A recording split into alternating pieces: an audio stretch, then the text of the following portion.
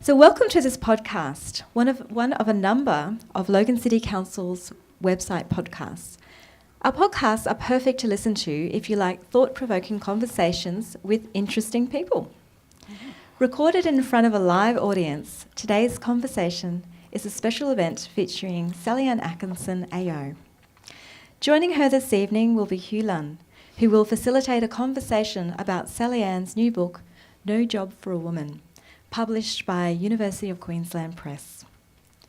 Now, it is going to be difficult for me to be brief with introducing tonight's distinguished and very accomplished guests, both of whom have had very action-packed lives and have many stories to share, and some of those we'll have the pleasure to listen to this evening. But starting with Sallyanne, may I simply say that Sallyanne Atkinson has had a brilliant career across politics, business and journalism. Now, you may remember Sallyanne from some of these things, including a TV star in the 1960s on Beauty and the Beast. You weren't even born then, I don't think. I was born for the next one. So Sallyanne was our Lord Mayor of Brisbane from 1985 to 1991. She was admitted into the Order of Australia in 1993. She's been involved in Australia's various Olympic Games bids over the years. She's been the former Senior Trade Commissioner in Paris. That's a great gig. And someone had to do it. Yes. And former chair of Queensland Tourism and special representative for Queensland in Southeast Asia. So I hear a theme of travelling here. She's also the current chairperson of the Museum of Brisbane, which I know she really enjoys that role. She's a mother of 5 children, a proud grandmother, and importantly, author of her new book, No Job for a Woman. Sallyanne has truly been one of the most prominent Australian women in public life. Now on to Hugh. Hugh Lunn is our facilitator for tonight's In Conversation event. And again, it's tough to be brief in introducing Hugh. He was a well-accomplished journalist and was named he was named one of Queensland's icons for Queensland's 150th anniversary celebrations in 2009. Now, this was quite an accomplishment because he was in very good company for other icons including Wally Lewis, Geoffrey Rush, Powderfinger, and of course, the Great Barrier Reef. So we can tell Hugh's had a very colourful and interesting life because in 1979, he coined the phrase, "There's no such thing as an ex-Queenslander, there are only lapped Queenslanders." And this is when he convinced Senator Ron McAuliffe that rugby league state of origin match between New South Wales and Queensland was viable. Do we think that was a good idea? Yeah. Especially as we keep winning. As we should. Now, Hugh's childhood memoir, Over the Top with Jim, is one of Australia's all-time best-selling childhood memoirs. This book, together with Lost for Words, were both named in the 50 books you can't put down in a national project. And finally, I also know that Hugh is a very good friend of Sallyanne's, and I know this from reading her book. So now it's my great pleasure to hand over to Hugh Lunn to begin this evening's In Conversation event. Thank you. Well done. Well, who would have thought... This is a very bizarre experience. Sallyanne asked me before, how does this work? I said, I don't know. Sallyanne and I have known each other since we were about 20 or 19 or so. And you might have been 20, I think I was 19. Yeah. I'm older, I admit it. And I wrote in a book about how in the Courier Mail, I walked into the room full of old newspapers every day, and I walked in and there was this vision, this beautiful girl. I couldn't believe how beautiful she was, and I rushed around the whole building saying, "Who is she? Where'd she come from?" And anyway... So Sallyanne, what I didn't write in the book, this is a surprise for you. The other day I was going back through looking for a photo of Ron McAuliffe, in fact, and a piece of paper fell out of one of my chests, and I brought it along tonight. And you can look at it so that the people don't think I'm making it up. Not sure if I can actually read it. No, you now, don't have to but, read it. I'll read it out. You won't be able to read my writing, I don't think. No, you'll have to read it And I yourself. don't know at what stage I wrote this, whether it was when you went off to work in Sydney or if it was when you went off to get married, but I wrote on this piece of paper in the early 60s, "Dear Sallyanne, where did you go? Where is Sallyanne? Question mark. Who is she? What happened to her? Good Lord. Why did she go? When will she be back? How the hell would I know?" Those were the days, weren't they? When we were sweet and young and innocent. Yes, I wrote it to myself, I guess. But the funny thing is that the answer to all of my questions is in this book. Where she went, what she was doing, and all the things that happened. So I now know. And Sallyanne and I always seem to get drawn together for some reason over the years. And for example, you tell the story in the book about when we had lunch with Slasher Mackay, the famous Queensland cricketer. And he was my biggest hero, the Test cricketer. And I was with Sallyanne at the Milton Tennis, and it was hot as hell. And Sallyanne you're sitting in the sun, wanted to leave and have lunch. And I said, "That's Slasher Mackay, the hero, the Test cricketer." And we stood up to go, and she said, "G'day, Slasher, do you want to come and have some lunch?" And so he had lunch with us, and then you tell the story in your book, which I'd forgotten about. What was it? The story, well, I have to confess, first of all, that cricket is my least favourite sport. When I was a little girl, that was the days before car radios, and my father was an insurance salesman, and he'd be on the road in December and January or whenever the tests were, and he'd come home every couple of hours, and my sister and I would have had to have listened to the wireless to give him the score. So it got to be very tedious, so I was not a fan of cricket. But I hadn't realised how important Slasher was, although I could tell by the glow in Hugh's eye that this was somebody important. And I said brightly in my girlish way Slasher, well, I've only been to one cricket game, and that was in Sydney, and there was this one bloke who was out in the middle for hours and hours and hours, and he only made 4 runs. And Slasher said, "That was me." How embarrassing. Yes, it was embarrassing.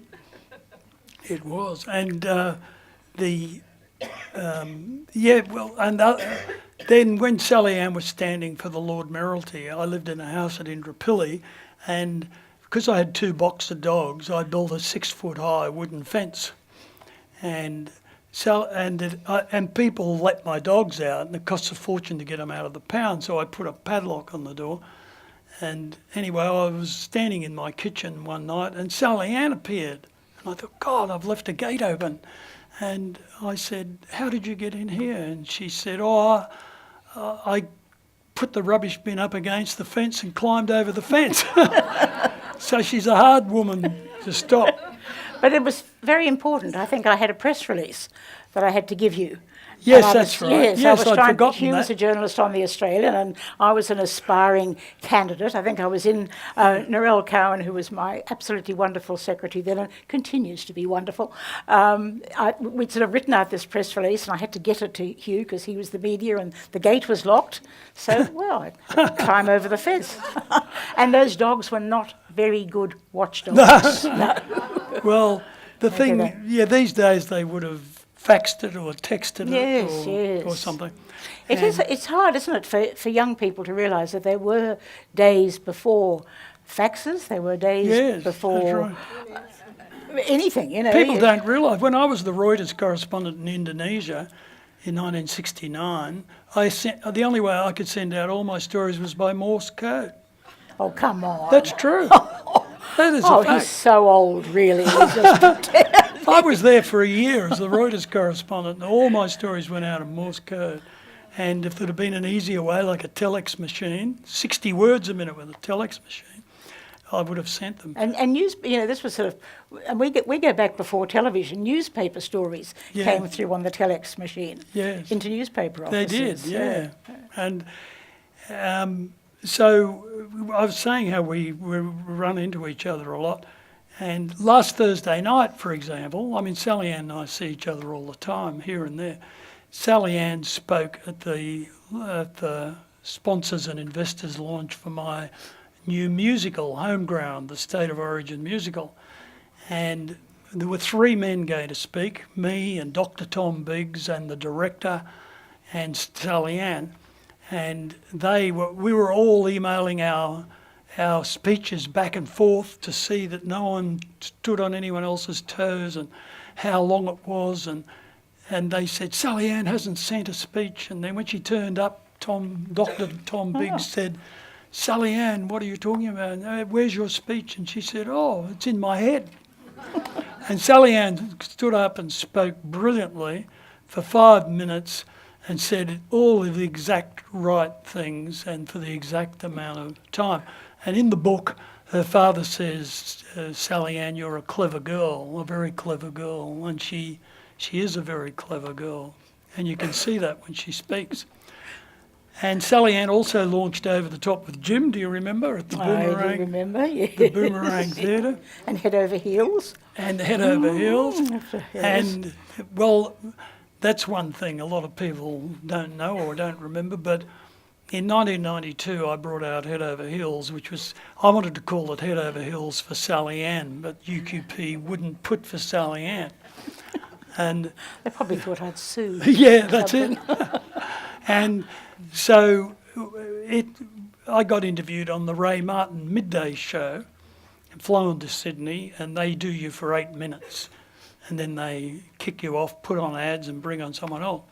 So Ray Martin, when I got there, when you go into the green room, it's usually a very busy place and people are talking and yakking and there's all the guests before you and after you. And everyone was sitting there like this. And I thought, gee, it's strange, it must be different today than other times I've been here. And then when I went out to get interviewed, Ray Martin interviewed me for the 8 minutes, and then he asked me about Sallyanne. I said a few things which I hope were nice. And he said, and where's Sallyanne now, Hugh? And I said, oh, I believe she's in Barcelona. And he said, she's not, you know. And out came Sallyanne. Because they'd hidden her in a broom cupboard. No aspersions about witches or anything like that. Yeah. So do you remember that? That must have been. I do remember that. It was a bit overwhelming. That was, it was. It was very. But just talking about last Thursday night, Hugh has written this musical, which sounds most unlikely, but I've heard excerpts of the songs and it's fabulous, called Homeground, about the state of origin. And it was quite funny because anyhow, Tom Biggs asked me if I'd say a few words at the end and I wasn't quite sure what they were, but I realised I was supposed to be speaking as an outsider. But what nobody knew was that I really am a rugby league tragic. Yes. And I told the story of how that came to be, which was because one night when I was just a baby alderman, or a councillor, but we were called alderman in those days, a chap called the Reverend Alan Mail rang me up to say that Mal Meninga was supposed to be guest speaker that night at South's rugby, at the Shaftesbury Centre, but he had to go to training, so would I fill in? So okay, fine, yes, and I did. And a couple of days later, I got this beautiful handwritten note from Mal Meninga saying thank you very much, and enclosing 2 tickets to the grand final of Rugby League in 1984. And Souths were playing, his team was playing. Well, I was absolutely hooked. I think rugby league's the last of the gladiatorial sports. I mean, it's just visceral stuff. But my most embarrassing, I've had a few very embarrassing moments in sport. About the Olympic Games bids were not those. But anyhow, when the Broncos were formed in Brisbane, Barry Miranda, who was one of the owners, thought it would be a really good idea if I was Lord Mayor of the day, and the number 1 jersey holder. Wow. Jersey wearer. Are you a jersey holder? You're a holder? Anyhow, I was a jersey holder. If I would kick off the first ball, and I would say, Barry, I don't think that's a very good idea. Oh, no, he was absolutely, well, I will never forget. So, you know how the players are all out there and they're all sort of toey and waiting to start the game, and the national anthem is played and they're looking more toey, but, you know, they sing, and all of a sudden then out comes this woman, which is me, and I can still to this day see the Wally Lewis's face. And it's not my fault, it's his idea. So I kicked the ball, and unfortunately my shoe went further than the ball. Did Wally rescue your shoe? No, Wally was looking very hot. They want to get on. They want to go, and they want to to play. So, so I've never been too good at sport. No, well, you say that in the book, but I'm surprised that you wouldn't have been good at sport, because you sort of looked slender and fast to me. Looks can deceive. At school, I was always, I don't know if it still happens nowadays, but, you know, when the two sort of girls who are good at sport, they get to pick the teams. And, you know, I'll have her, and I'll have her, and I'll have her, and I'll have her.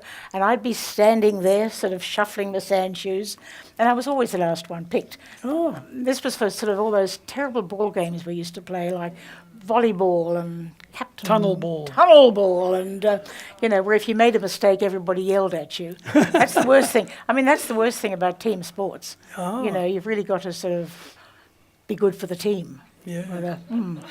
Actually, just talking about for a minute about Souths. We nearly had a terrible mistake in the book. Sally here from UQP. Yes, she's somewhere there. The whole process of writing a book, and we're here in a library with lots of books, is quite interesting. I thought when I was asked by UQP to write the book, and I had a contract, and I had a deadline, and I'm apparently the only author who's ever kept to the deadline. Wow. Because, you know, I was a Telegraph reporter, and we had a deadline, and I thought that would be it. But no, that was not it. There was months of editing and going over it and picking photographs. Anyhow, then there was a very last read where they said, this is just before we go to press now, you have to read the book to make sure it's right. And I was so sick of the book by this stage. I'd been through, but luckily I did, because when they told the story of Mal Meninga, they said his team, South Sydney. No, Davies no, Park. Davies Park. And then they argued with me that, well, we've Googled it and his team was South Sydney. No. Back in 84. 70. No, 84. 84. His team was very much Souths at Davies Park. Yeah, well, people in Sydney don't realise that we have souths, easts, wests and norths like they do. We have the compass. And we know which direction is which. Yes, well, getting back to your book, Sallyanne, it's wonderful that you've published this book, because it's full of beautiful photos of you. And I've often told lots of blokes who've moved here over the years and who've never met you or seen you, how Sallyanne was the most beautiful woman. She was better than all those film stars. And it's just true. If you look at the book, there's one on here, for example. I have to share with some of the ladies in the audience that the depressing thing about looking at photos of yourself when you were young and beautiful is that when you get old, No. I see, because I sign books, I see beautiful women in their 80s all the time, and I remark about it. Yeah, thanks. Yes, right. Not sure how to take that. I'm not saying you're in your 80s. Well, no, I'm not. I'm saying you're young. Oh, right. I'd quit while you're ahead if I were you. You told me that many years ago. One of the photos, I always thought Sallyanne looked like Judy Garland, and if you look at the photos, there are many wonderful photos in this book. A small one of me, but and you get named in that too. They insisted on your name is mentioned in that twice. photograph. Twice. No, in the book. Oh twice. yes, twice. Yeah. No, and so these blokes who I've played tennis with and things, I've told them this, and I know they never believe me. So I took your book along to tennis, and I said, "Here you are. Here's living proof." And all five of them went through it. What do you mean they'd never believe you? Well, because they don't know you. Right. And one of them's from Texas, for example, and they were astounded. There you are. So that's one of the good things. You know, there's not only having the photos, but as Robert Hogue, who you put me onto that story, his mother Mary said there's an awful lot of power in writing things down, and it's a beautiful thing you've done, because by writing, you know, exposing yourself in the way that Sallyanne has in this book isn't easy, and Sallyanne has, you can hear her voice as she tells the story, and because George Orwell said that autobiography is only to be enjoyed if you reveal some disgraceful things about the author. And Sallyanne reveals what a bossy booch she was when she was young. And what did you, when she first came to Australia, she used to go around saying, "I say." Actually, it's funny because all the books, most of the autobiographies that are out at the moment, and I'm thinking of Jimmy Barnes and Magda's Begans, I can never say her name, they all have absolutely dreadful childhoods. And I was starting to get very paranoid about Jimmy Barnes, who actually is a friend of my son-in-law, and I've actually stayed with Jimmy Barnes and his wife in their place. So I was calling him Jimmy Bloody for a while, because everywhere I went, Jimmy Bloody had been before. And he'd had this terrible childhood, and I felt I had a very happy childhood. But in fact, when I said that to a friend of mine, she said, "Well, actually, no, you had a lot of difficult things, you know. Yes, my little brother died." You were always on a ship. I was on a ship a lot. During World War II? Well, I don't remember that one. In utero, so I don't remember that one too much. Well, but there were things like, you know, my brother dying, and I had a bit of sort of racism when I was at school, and, you know, a lot of things. So really, I guess it's about how you cope with things that really matter in the long run. And when people have asked me why I wrote the book, apart from the fact that University of Queensland Press asked me to, and I was sort of had a bit of spare time at that stage for a few months, I think it's important for all of us here, and I mean that all of us, to record our lives, because everybody's life is a history in some way, and when you get to a certain age, and I'm in my mid-70s, it is one way you can sort of share, or one way you can give back, in a sense, by sharing some of those experiences that might be helpful to younger people. But one of the things that's been interesting is that each of my children has discovered things about me that they didn't know, which I find quite extraordinary, because we're quite a chatty family and we do a lot of talking. But, you know, they have said, "Oh, I didn't know that," and then I also talk a bit there about the sorts of things I didn't ask my parents that I wished I had. So, for example, my parents met in Sri Lanka when my mother was 17 and my father was a divorcee of 35. And then she came back to Australia, and 2 years later they got married. And I presume in that time they only wrote letters. There was no other way of communicating. And so I've often wondered now, when it's too late, sort of how did my mother feel? Because a girl of 17 and a girl of 19 are quite different. And when Dad arrived, you know, were you surprised? Were you shocked? Did you really want to go ahead with the wedding? But I never asked those questions. So I have said to my children... Well, they know all about you now. Well, no, they do. But I did say to them a couple of years ago, when I first had that thought, is there anything you want to ask me? And they went, no.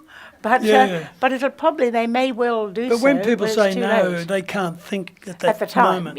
yes. But I do think that, you know, everybody's life is well valuable. I mean, we all know that. But it's also interesting, even if you think it's an ordinary life. Yeah. It's very interesting because it's also how things were.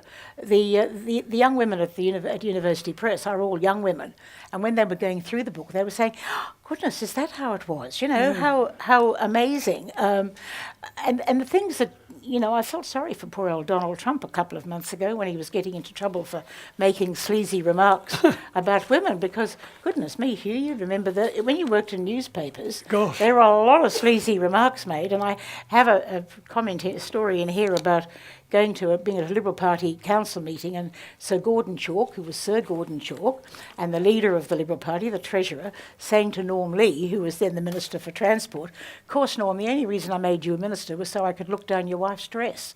And she laughed, and we all laughed. gosh, if you said that nowadays, you'd be in big trouble. And, Russ Hinds used to call me girly or pet. But, that was fine. You sort of put up with all that because you had your eye on the main. And it wasn't. And I also realised that Russ Hinds wasn't being nasty or mean. He just was an old-fashioned country gentleman, and that's how, I was 42 or something, and that's how he thought of me. So when you were at women's college, it was very different from today. You write about how you couldn't wear shorts out to the car in case the boys got upset. Well, we couldn't I'm president of Women's College now, and it's so different, and I see the girls sort of wandering around in dresses to here, and I did say, and skirts up to here. I did say to a young woman recently, "You've never studied biology?" And she said, "What do you mean?" And I said, "An outfit like that has a certain effect on a young man," but anyhow, she didn't get it.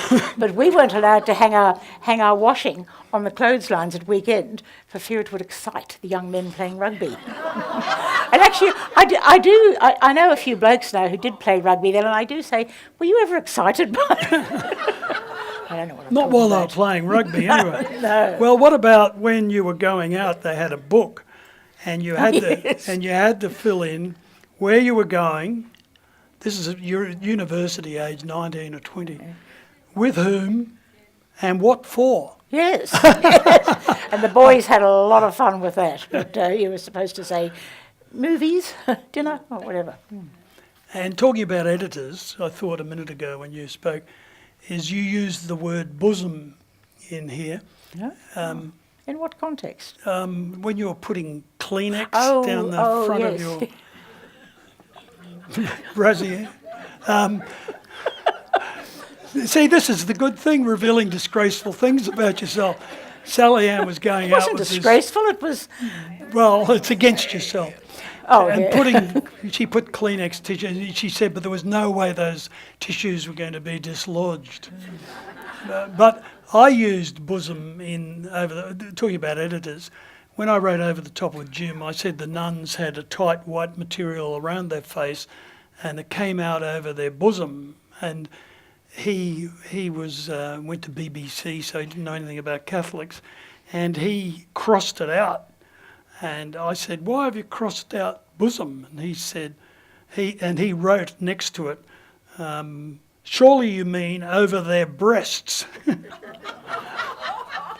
And so I wrote, in the 1950s, Catholic nuns had a bosom singular. and they did, it was those right. So I won the argument. But I have to tell the story about the Kleenex tissues because you've sort of I was going out on this blind date. A girl friend of mine who lived around the corner had been asked out by this sophisticated boy from Sydney, which we thought was the height of sophistication. Her father only said she could go if I went too, and I was sort of 15 and very flat-chested. So You were 16 in the book. Was I? Well, all right, I was probably 16. And my mother, I had a dress of my mother's cut down, which was one of those Coal of California things, with a built-in sort of bra. So I shoved Kleenex tissues down my breast, to my front, to give me a bit of a bosom. That's what it's... And as I said, there was no danger in those days that the Kleenex tissues were going to be dislodged.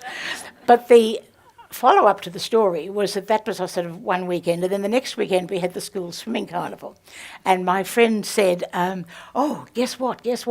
The boys have come to watch us swim." Well, I nearly died because we used to wear those cotton knit Speedos, and there was no way I could put Kleenex tissue. So I spent the whole afternoon wrapped in a towel, and then but there was a funny follow-up to that story because a couple of years ago, and we're talking about 50 years later, my daughter in Sydney said, "Oh, a friend of mine says that her father-in-law used to take you out." Oh, and what was his name? It was Peter Lloyd Jones. And I said, "Oh, well, he didn't used to take me out, but I did go out with him once, or twice later." And this was this boy. And by chance, because I'm a hoarder, I had when he went back to Sydney, he wrote me letters. because that's what you did in those days. And he wrote me letters for about a year, and then I went to Sydney, and we went out. Is that why you went was to it. Sydney? No. Anyhow, so I had all these letters, and I never saw anything of Peter Lloyd-Jones ever again. So this girl was saying, "Oh, you could have been my father." No. But the interesting thing was, and this is why letters, and this is what worries me about today, why letters are important. So I gathered up these letters, and I gave them to this young man whose father had written them 50 years ago. Oh, that's lovely. And he learned things because the father, Peter, had written things like, this is my lunch hour, I'm hoping to go to Harvard, I'm working for Remington Rand. He'd written a lot of stuff about his life, which his son knew nothing about. And his daughter-in-law, the friend of Stephanie's, said he cried when he got them. And I was so letters are important, and I don't know what's going to happen. No, there'll be nothing. I mean, and what's going to happen with emails, and what's going to happen for archives and libraries when there aren't any records? you do a computer search.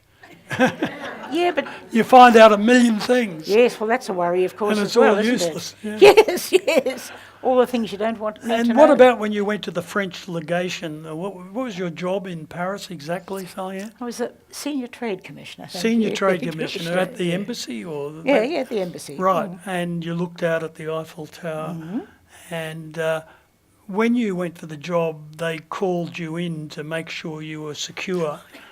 And what did they ask you? It's a funny part, one of the many funny parts of the book. Well, it wasn't they. It was. Are you or have you ever been? Yeah. Excuse me, who's telling this story? My story. Or who's robbing this coach? There's another good joke about that. Yes, before that, previously I'd worked for Jim Killen when he was Minister for Defence. So I had to be checked out by ASIO, or I don't know, whatever the national security thing. And I thought that was quite a funny story because you had to put down your references. So I thought, I'll go to the top. So I put down Sister Mary St. Gabriel, who was the head nun at the Mater, and I don't know, a few other distinguished people. And the man from ASIO went to the Mater and was entertained at afternoon tea. I think it was the highlight of his life. He had afternoon tea with all the nuns, and he said to Sister Mary, said to the nuns, and so, is Mrs. Atkinson of good character? And apparently Sister Mary St. Gabriel went, she's married to one of our doctors. That was the end. But the story Hugh's talking about, so then some years later I'm off to Paris representing the Australian government and the man from ASIO, and this is sort of 20 years on now, so times have changed. And he said, Mrs. Atkinson, and I could see he was feeling a bit awkward, he said, are you or have you ever been homosexual? Oh, well, no, I don't think so. And then I said, but if I was, would that be a problem? And he said, only if you didn't tell us.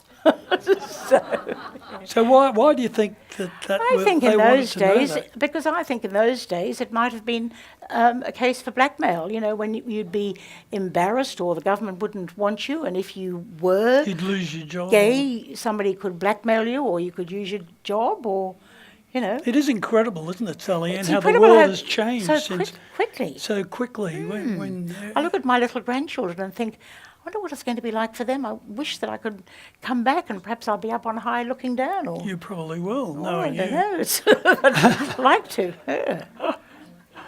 Well, now, Sallyanne, you went into politics, and I remember discussing it with you before you did, but you've never really, you don't seem to be, everyone who goes into politics, they're all dyed in the wool, hate one side, love the other side, and our side's right, and they're like a religion, really, but you've never seemed to be that political to me. I mean, look at your book, there's a photo of you with Joe, and who was the enemy of the Liberal Party, and Hinds, and there's a photo of you with Gough Whitlam with his arm. A lot of the women Very here fond will of be jealous of Gough Whitlam with his arm around you. He'd have put his arm around anybody, so you No, don't need to be jealous about that, yeah. Well, yeah.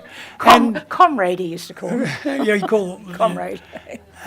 But Sallyanne, and also, what about Bob Hawke waltzing you around the lobby of Parliament House in Canberra? Well, that's one of the things I've I always... like the word you used, that what did you did say? I? He clutched you, or...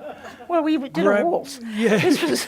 I'd been in... I'll We went find to it, Canberra for the capital cities. Hold on, ladies and gentlemen. Wait for it. He clasped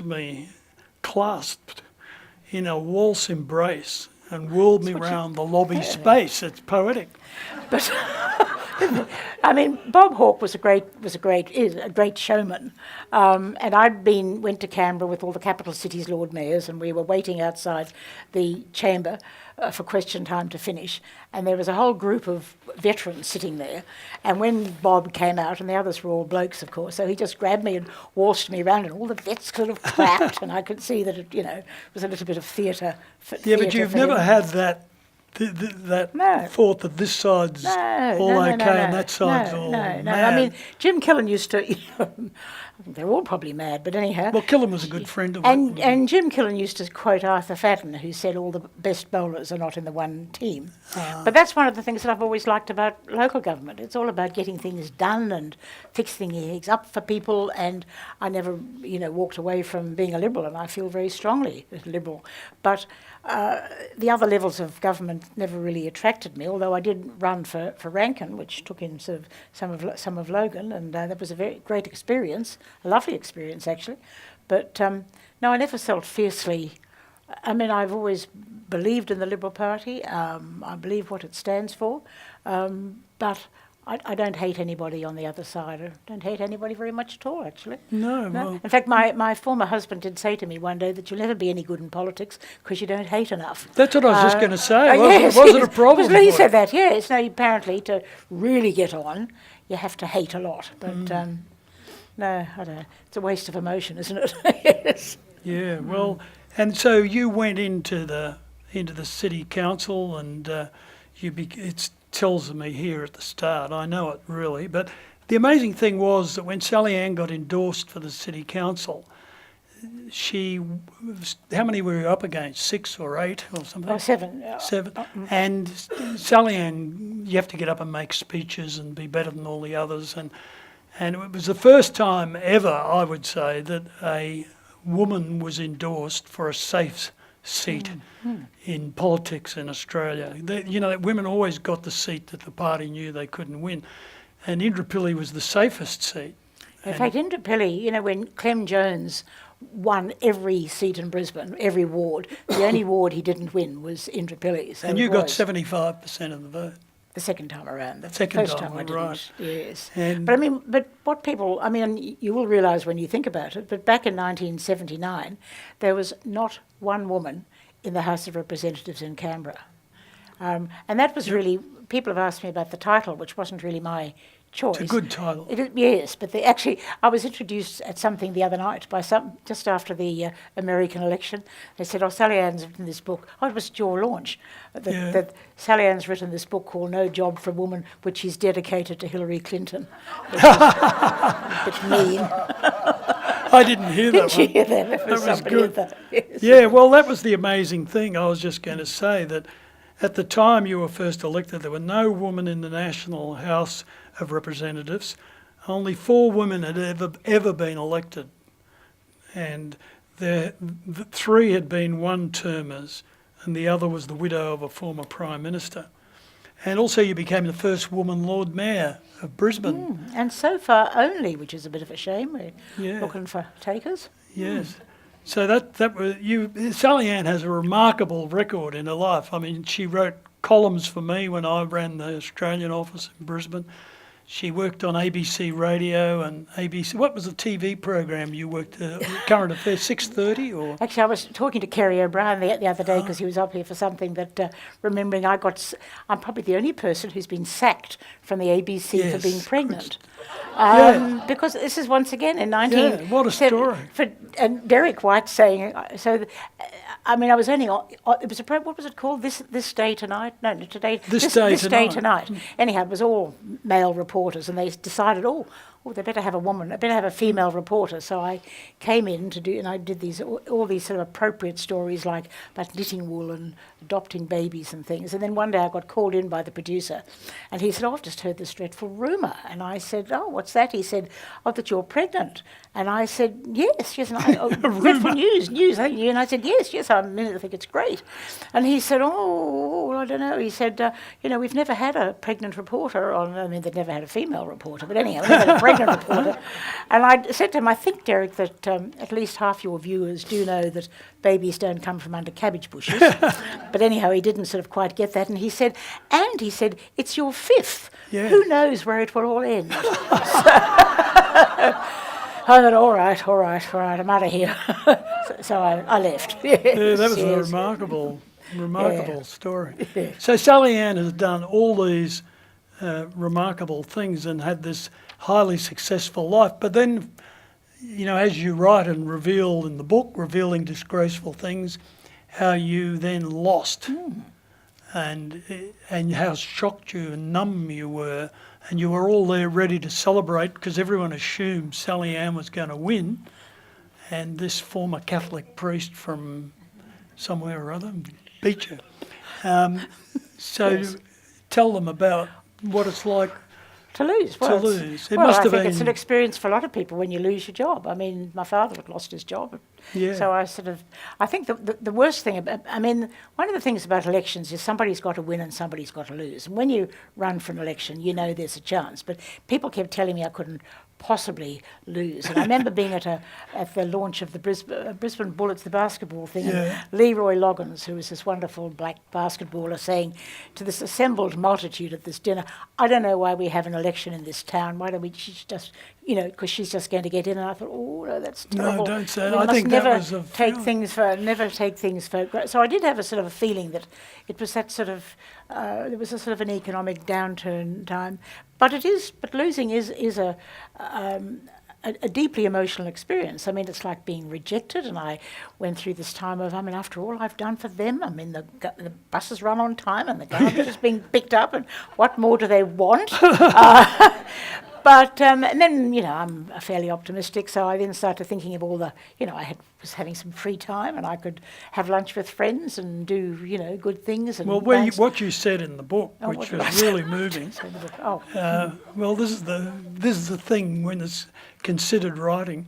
You said you shed tears in private, grieving for a role I'd never seen as a job.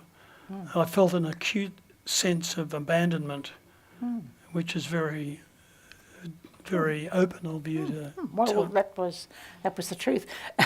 and I thought if one more person says to me, one door closes, and the door opens, I'd hit them on the head because, I really had no idea of anything that I hadn't made plans for anything that there wasn't And I'd anything probably that I told wanted to you do. my old saying, which is as one door slams in your face, another door slams in your face. No, you did not tell me that. Didn't I? Well, I was talking about my experiences with women.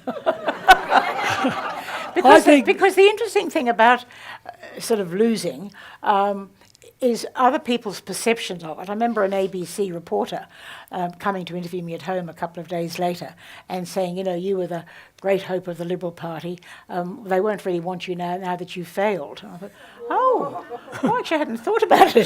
Fail, I didn't particularly want to be wanted by the Liberal, but I never sort of thought it as a failure. I just thought, as pretty sort Well, of... it's a two-horse race. But also people don't know how to deal with you, which is interesting. So, one of the things I found, and one of the reasons I say about writing the book, was the lessons I've learned. And that is how you deal with people when somebody's died, do you ring... one of my kids said to me the other day, somebody's mother had died and should I ring her up or, would that be intrusive? And I said, you just got to do what you feel, what seems to you to be the right thing to do. She did ring this friend up and said later that was the right thing to do. The friend was happy to talk about it. But yes, people just, it was quite odd. People were sort of tippy-toeing around me and people were not knowing quite how to deal with it. It is always... And of course the whole team lost. And the staff, people lost their jobs, so it was, it was pretty awful. But anyhow, there you go, you bounce back, and here I am, so there. Well, you did bounce. I was going to ask you why you thought you lost, because you mentioned Tinkerbell. What they tend to do in politics is try to give you a name that puts people off you, like one of the American blokes in the presidential election a few years back, they called him the flip-flop man. That was the end of him. And the Labor Party tried to label you as Sallyanne. Everyone gets a salary. I don't see why. It was I had an unfortunate name, which lent itself to that. And Tinkerbell, I know she sprinkled gold dust. I thought that would be that was early on when I was sort Yeah. of first in the council, and people, a lot of the sort of the older blokes. Well, I was 36 when I was elected. In those days, nearly all the aldermen in the council, the councillors, were sort of people who were sort of older and tended to retire, and so that was supposed to put me down, but that didn't. I think there's a whole lot of reasons why I lost. I think one of them was the Sallyanne thing. Another one was the Rochdale dump, not terribly far from here, which was a huge issue at the time, although the other day I drove round there and there are very nice houses right up to the Rochdale dump. The Labor Party had this sort of campaign that it was going to be as high as an 18-storey building. And it's interesting, when I'd written the book, it was sent to an editor in Sydney to give it an objective view, and she cut out my reference to Hale Street and the Rochdale dump because she said that's too localised, that's too Brisbane. And I said, no, I want that back in, because there are examples of the difficulties in government. You have to decide whether we'd had done so much research about Rochdale, and that was the only place for it and the right place for it, and I knew all these safeguards were in place, so it had to go. But of course it was a strong Liberal area, so a lot of our people didn't like it. didn't Well, like I was it, going to ask you and about Graham Hale. Quirk crossed the floor on it. Yes, he did, the naughty man. He Well, thought he was looking after his I constituents. was going to yes. say to you about Hale Street. Now, Sallyanne turned Hale Street into a major thing up past Lang Park, and everyone was Cross. Cross. Yes, Cross is the word. You're in strife over it. But if they didn't have that now, you couldn't get on the inner city bypass, you couldn't go over the Ghost between Bridge, the whole city. And it would have come to a stop. certainly brought home a lot of the sort of the nasty side. Peter Beattie was then the state member, because he moved seats later on, and he was sort of jumping up and down and saying how terrible it was for the church. There's a little Anglican church there, and how you wouldn't be able to hear the service on Sunday because of all the traffic and blah blah blah blah. And anyhow, then we put up a soundproof fence around the church, and I said to him, "Oh, are you happy now that fence is there?" And he said, "Oh, what fence?" And I said, You don't haven't even been? go to that church, do you?" He said, and then the minister had a heart attack and died, and the Labor Party kept saying that it was my fault. I'd hounded him. That's pretty upsetting personal stuff. Yes. And his wife was very nice about it. And said, Gosh. And tell the story about the pearls, how the Liberal Party was trying to get you elected, didn't like you having worn. And that's why I wanted to have a photograph of me wearing pearls in the book, because when I was first running in 1979, 78, I wore pearls a lot in those days, as it was sort of the only jewellery I had, really. And the Liberal Party said, "Oh, no, pearls, they're just too bourgeois. You're going to have to..." And they painted out, you'll remember that, Narelle, they painted out, whited out the pearls. But, in recent years, Anna Bligh had a lovely set of pearls. I was telling her that story. And Everyone Julia was. Gillard was wearing pearls. Everybody wears pearls now. Yeah. Well, they did So when I times was change. young. My mother wore pearls. Yes, but that was the problem, wasn't it? That's what they thought. Yes. Do you think people might want to ask some questions? Well, can I just ask another question? Oh, Sallyanne? you're in charge. Sallyanne. Sorry, I know I'm bossy. She's Yes. very bossy. She Yes, admits it yes, in the sorry. book. And in fact, she is very bossy. And Well, I don't mind being... I just like there to be somebody in charge. This- So if you're not going to move things along... right. And this must make relationships difficult. Yeah, so I've been told. Yes. Yes, now, you reveal, for example, which I found very interesting, about how you got your stutter when you were young. And the And how I stopped it. and what a huge burden, as you say, and caused me agony. So tell people what it was like. I think it's really interesting that you had this problem. I don't know if there's anybody... I have a grandson, actually, who stutters very badly. In fact, I think he's even worse than me, but it doesn't seem to worry him. But it certainly did worry me. And I don't know if anybody else here had a stutter. I don't know how it suddenly came about. We had quite a traumatic experience when I was 8. My sister and I both got ringworm, and ringworm in those days was an awful experience, and Luella, my sister, had to have her hair shaved, and we weren't allowed to be with other children, and all of that. But it was so bad that if I was remember how you used to read around the class, I would count up to see which paragraph I was going to get, and then if the word started with a consonant like king, I'd sort of cough. So I had all these, and then when I was on the Telegraph, and you remember we used to, the other thing that's interesting about how different the journalism is today, in those days you could ring up ministers, you could ring up the Premier and speak to him directly anytime. And there was a Deputy Director General of Health called Dr. Johnson, and he had a terrible stutter, and Dr. Johnson and I were articulate on the phone. But the far more interesting thing, the far more interesting thing was how I lost my stutter, which nobody will believe, but it's true. And I wish I could work out. So I keep telling speech therapists and this. When I had my first baby, I came out of the labour, was being wheeled out of the labour ward, and there was, do you remember Nigel Deek? His father was Dr. Deek. Anyhow, he was a lovely, dry, humoured Indian gentleman, and as I was being wheeled out of the labour ward, I said, "Hello, Dr. Deek, I've just had a baby." And Dr. Deek said, "People usually do at the labour ward, dear." But I realised I've said, "Dr. Deek," and I haven't stuttered. Yeah. And I never stuttered again. But I don't remember you stuttering. I know. You would sort of say, "Oh, Hugh," or that sort of well, thing. I worked out mechanisms how to compensate for it. Yes. Yeah, maybe that was the compensation.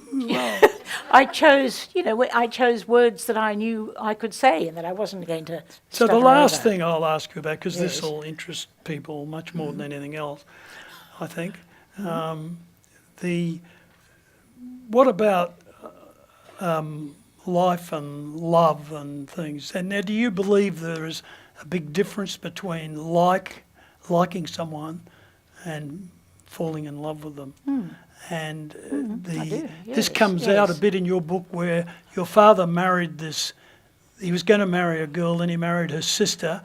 And she came out to Ceylon, and she was pregnant, 5 months pregnant, and they were at a dinner, and she looked across the table and fell in love with a man and left. And and you also say that you and Lee didn't really like each other, you felt. Well, that was it's very interesting. Well, there's two stories there. I'll go back to Dad in a minute. Yeah. But it's interesting and very difficult when you've had a broken marriage to write about it, and you have to say something. You can't ignore it. I did try to ignore it, and I kept being told by the editors, "No, you've got to say something, and you've got to."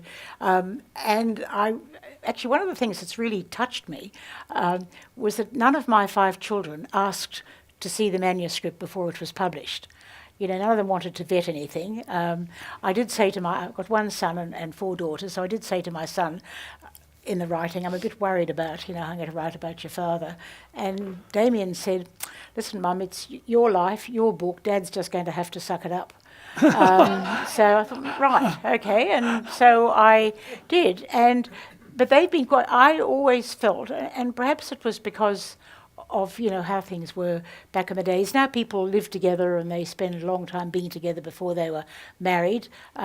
We, of course, in those days hadn't had sex before we were married, and then we were married, and I got pregnant straight away, and Lee was studying, so we really never had any time sort of for companionship. But I did always feel that we didn't particularly enjoy each other's company much anyhow, but my children think that's wrong. But I do think there's a difference between liking and loving. I think you can obviously like somebody without loving them. I think particularly as it pertains to your family, you can love them and not particularly like them. There's a lot of nodding of heads. No, it's true. I have several sisters. One of my sisters who I don't really like. But when she was suffering from cancer a couple of years ago, if I'd been asked to give my kidney, my lung, my liver, I would have done it. And that's love. But so I do think there's a big difference. And I think even in marriage, I think you can love somebody without liking them really. And I think you can probably like people without loving. The story about my father, though, my father came from Belfast. and was living and working in Sri Lanka, or Ceylon as it was, then went back to Belfast to marry the fiancé. We don't know anything about, how long they'd been going out or whatever. And she ditched him almost at the altar. So he went back to Colombo, and her sister followed him out and married him.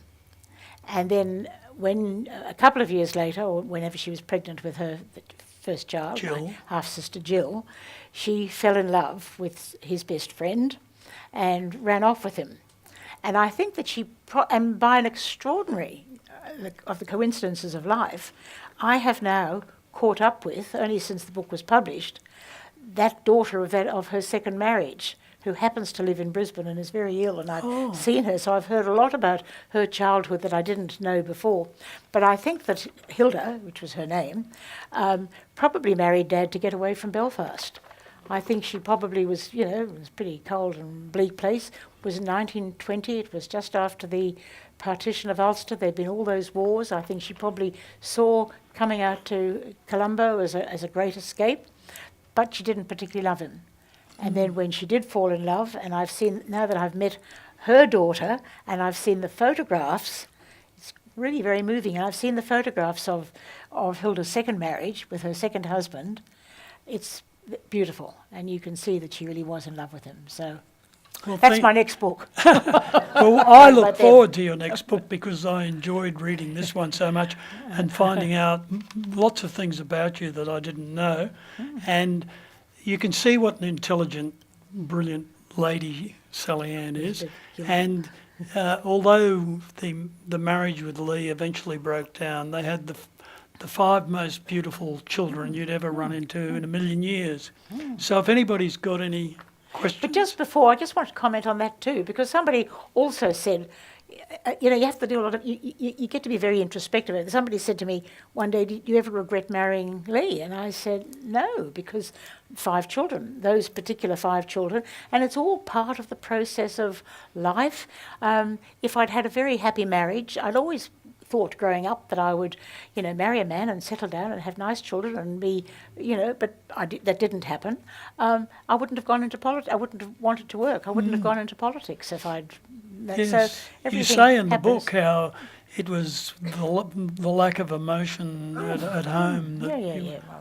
Yeah. Well, this is interesting, people. If you want to know more, read the book.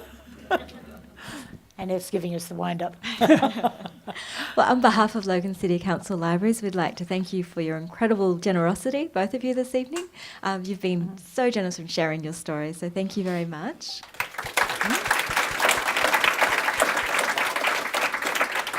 Just before we go into questions, I just wanted to remind you that we do have several podcasts on our website, Logan City Council Libraries website. We encourage you to go and listen to other fabulous, thought-provoking material we've got there for you. Do we all know how to do that? Because I don't. How to listen to a podcast? You have to come along to one of our digital literacy sessions here at the library. Well, I will. We'd be most pleased to help you. We have them for our whole community. And we'll help you through. And even if you don't live in Logan, as you've said in the beginning. Absolutely. So we're just going to end the podcast there, and we will hand out to questions in the audience. So if anyone has a burning question they would like to... Or even a non-burning one.